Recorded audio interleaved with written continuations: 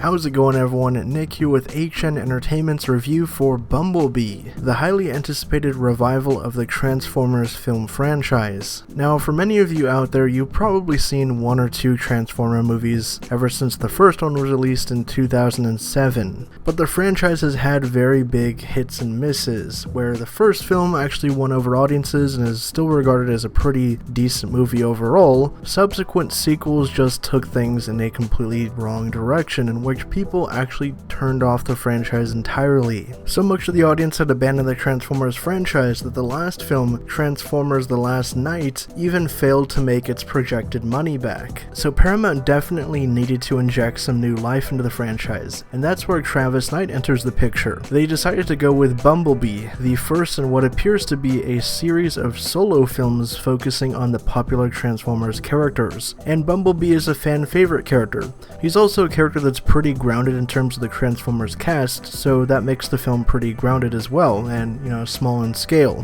which I think is exactly what the Transformers franchise needed. The film focuses on Hailee Steinfeld's Charlie and her relationship with Bumblebee. There's a big opening sequence to start the film off on Cybertron in which things are going wrong without spoiling anything here, and Bumblebee is sent to Earth by Optimus Prime. Along the way, he encounters Charlie after she finds him in an old junkyard, and that's where the two begin their adventure. But due to the war on Cybertron, some Decepticons are sent to Earth to hunt Bumblebee down and take him out, and that's where we bring in the Decepticons Dropkick, Shatter, and Blitzwing. The great thing about this particular Transformers movie is they actually do all of the Generation 1 designs from the 1980s, the ones that fans of the series really grew up on. The film plays very faithful and true to the origins of the Transformers, giving them all of their iconic designs and weaponry and sounds, and the new Transformers are expertly voiced by Justin Theroux, Angela Bassett, and Dylan O'Brien, who plays Bumblebee.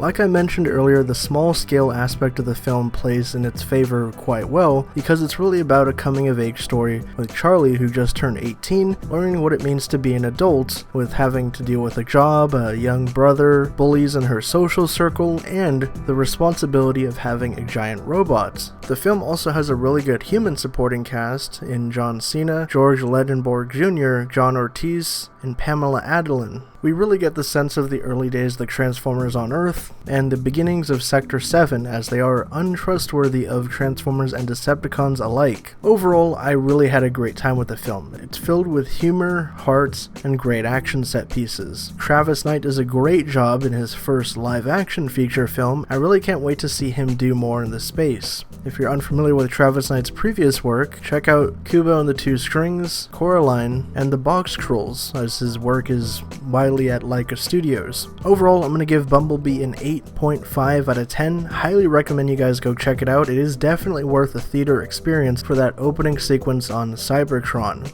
If you have seen Bumblebee, let me know your thoughts down in the comments below, but try to keep it as spoiler-free as possible because the film doesn't come out for another couple weeks here in the US. For more updates on Bumblebee, the Transformers franchise, and everything pop culture, be sure to subscribe to HN Entertainment.